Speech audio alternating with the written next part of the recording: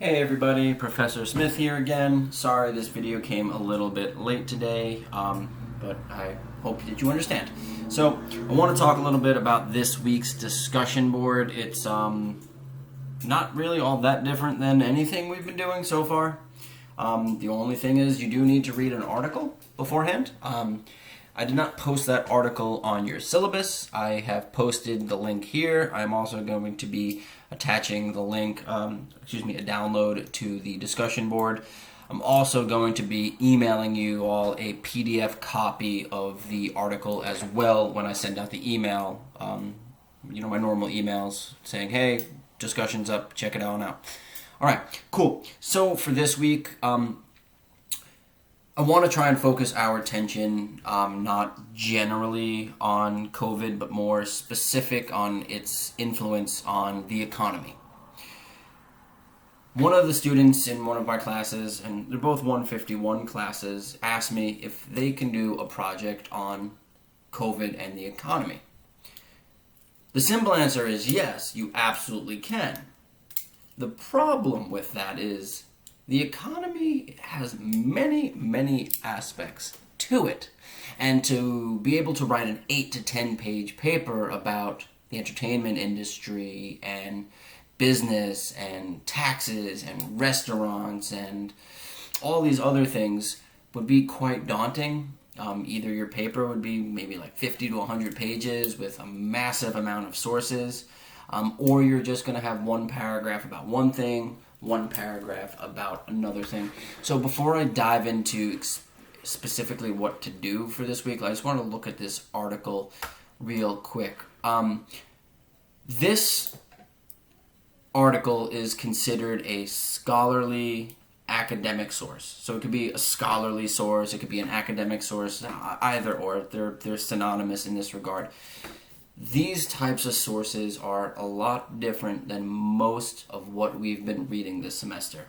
A lot of what we've been reading is newspaper entries, editorials, some other blogs and things along those lines. This type of writing is quite different. This is the type of writing, ultimately, that you as academics are looking to get to. So as you can see, the article is published in the International Journal of Surgery. So that's pretty much the first indicator of a scholarly academic source, that it has a publication, typically with the word Journal of Surgery or Journal of Academics or Journal of History, where you can know that when you turn to this source, they are trying to be professionals on this specific aspect, international surgery. So as we scroll down, we begin to see all the authors. And you can notice here that each one of these authors, Maria Nicola, is a researcher and professor at Imperial College Healthcare Trust in London. And it continues on. So like each of these people are either coming directly from the medical field, either from education or from research, or something along those lines. So like it's not just some person who has an interest in stuff. Like these are the top tier individuals who you would want to turn to when you are looking for as honest, as unbiased, and as accurate as information as possible.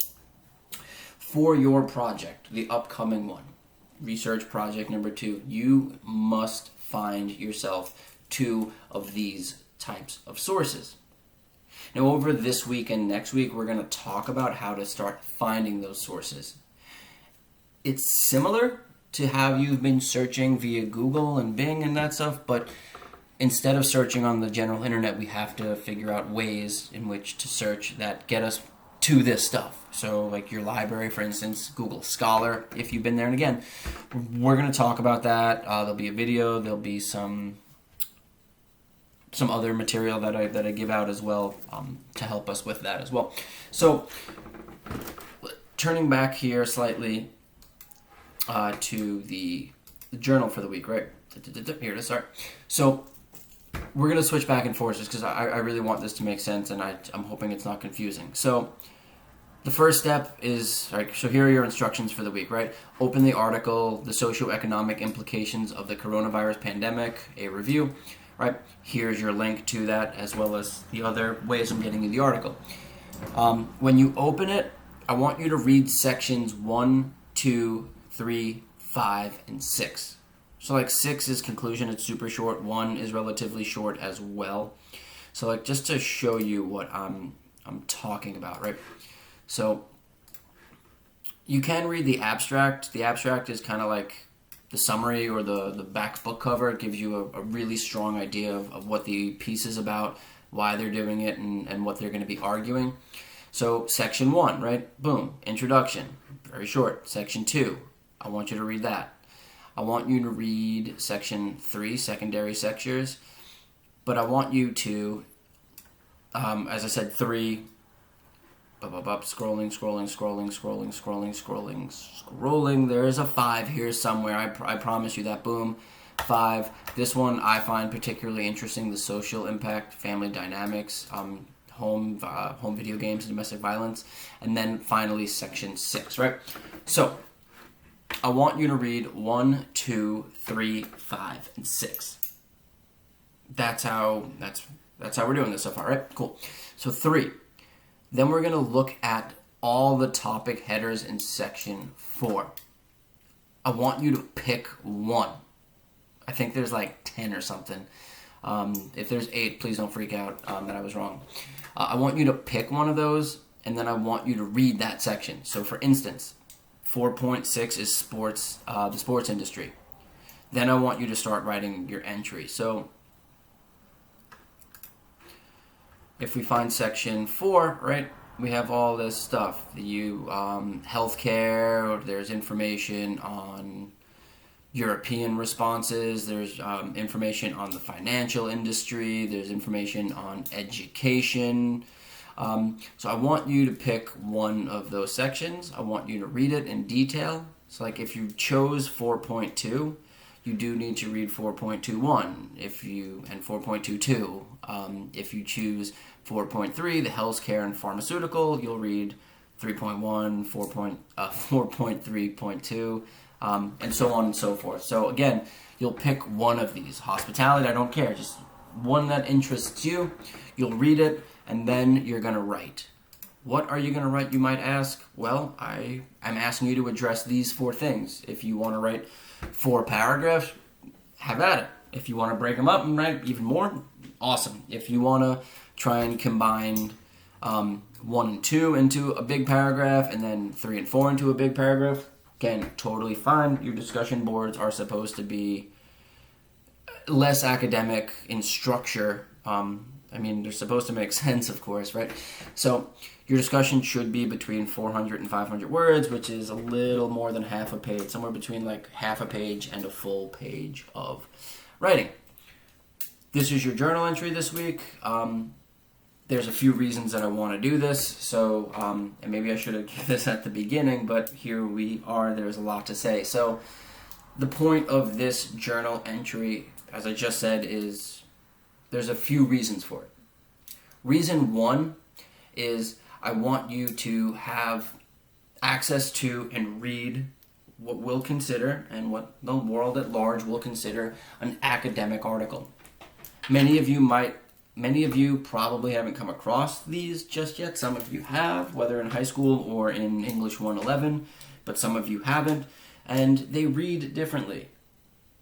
Again, it's more academic. It's not like somebody's trying to talk to you and have a conversation. So there's a lot of resources, there's a lot of facts, there's a lot of statistics that are supposed to give you a much deeper understanding as to what's actually happening in the world. So, reason 2, I want you to understand that from last week to this week, we need to move into developing a research question. That's going to be the video for tomorrow.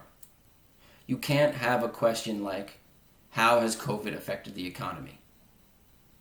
It's a great place to start, but you can't have that as a research question for an 8 to 10 page paper. Why, you might ask? Look at section 4. So each paragraph of your paper is going to be a really short not very well researched section on healthcare, and then on the entertainment industry, and then on the financial industry. If you do that, your paper will not really make a lot of sense. It will be a bit confusing. It won't have much depth to it. And I remember explicitly, right? This was a while back too at this point. It was in English 151. And I was letting my students do their own research, and one of my students said to me, I want to do a paper on animal rights. And I'm like, that's great. But what animals do you want to focus on? What aspect of animal rights do you want to focus on? The meat industry? Do you want to focus on poaching? And she's like, no, I want to focus on all of it. I'm like, you can't do that. Her paper was one paragraph on on the whaling and dolphin industry out in Asia and the Faroe Islands. Another one was on the factory farm industry in this country. Another one was on keeping exotic pets. So it was just like, why are you telling me all this? The connection is loose. It's not there. So by reading about how much COVID has affected so many different aspects of the economy, I'm hoping lets you know that you can't just say, I want to write a paper on healthcare and COVID, that you might want to focus on the economical aspect of healthcare and COVID and how we pay for treating people like that, or the vaccine. So I hope you enjoy the read as much as you possibly can. I hope that you get to these journal entries, and figure tomorrow at some point, I don't know, mid-afternoonish, hopefully. That's my goal I have set for myself.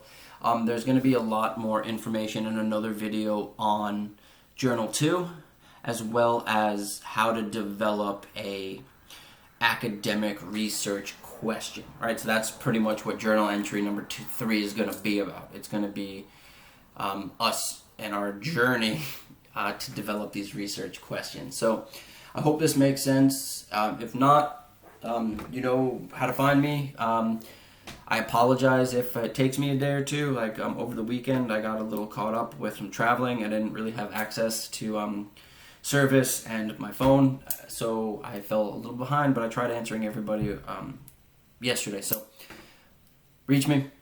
Let's do this. Awesome. Another another discussion board. Here we go. Rock and roll. Bye, guys and gals.